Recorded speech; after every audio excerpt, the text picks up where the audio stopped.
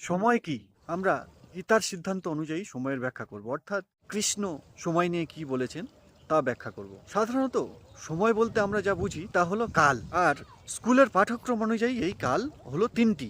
কালকে তিন ভাগে ভাগ করা হয়, একটা হলো অতীতকাল, একটা হলো বর্তমানকাল, আর একটা হলো ভবিষ্যৎকাল। তো অতীতকাল বলতে যে সময় পার হয়ে গেছে, যে সময় আমরা কাটিয়ে এসেছি, তাকে অতীতকাল বলা হয়। আচ্ছা, বর্তমান কালটা পরে বলছি। ভবিষ্যৎকাল কি? যা আগে আসবে, আগে যে সময় আসতে চলেছে।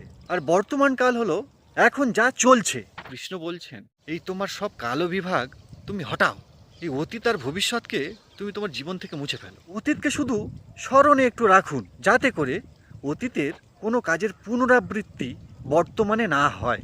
ব্যাস, অতীতের গুরুত্ব আপনার জীবনে ব্যাস এতটুকুই হওয়া উচিত। আর ভবিষ্যতের কথা ছেড়ে দিন, কেন কি ভবিষ্যৎ অনিশ্চিত। ভবিষ্যৎ পরে কি হবে বলে। আর অধ্যাত্মতে ভবিষ্যতেরও কোনো গুরুত্ব নেই।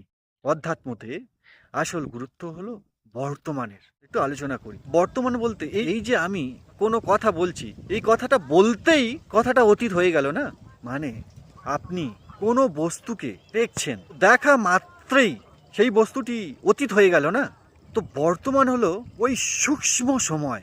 কেননা কোনো জিনিস বা কোনো বস্তু, কোনো বিষয় দেখা মাত্রেই সে বদলে যায়। কিভাবে? মনে করুন কোনো একটা গাড়িকে দেখলেন, তো ওই গাড়িটি দেখা মাত্র কি করে পরিবর্তন হয়ে গেল? পরিবর্তন তো অবশ্যই হলো।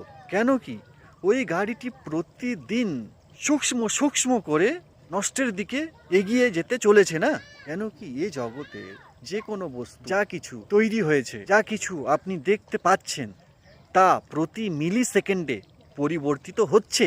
কিন্তু আপনি সেই সূক্ষ্ম পরিবর্তন দেখতে পান না। কেন? কেননা সে পরিবর্তন অতি সূক্ষ্ম, আর আমাদের দেখার ক্ষমতা সীমিত। তাই অতি সূক্ষ্ম পরিবর্তনকে আমাদের চোখ দেখতে পায় না। এর অর্থ বর্তমান মানে ওই অতি সূক্ষ্ম সময়। কারণ আপনি কোনো বস্তুকে দেখছেন, তো বস্তুকে দেখার মধ্যে বর্তমান হলো এই একমাত্র সময় যখন আপনি আপনার জীবনকে বদলাতে পারেন। আর অতীতকে কেবল স্মরণে রাখুন, যাতে অতীতে করা কোনো কাজের পুনরাবৃত্তি বর্তমানে না হয়। আর ভবিষ্যতের ফলের চিন্তা একদম করবেন না। অধ্যাত্মতে ভবিষ্যৎ বলে কোনো কথা হয় না, ভবিষ্যৎ নেই। আপনি এখন বেঁচে আছেন।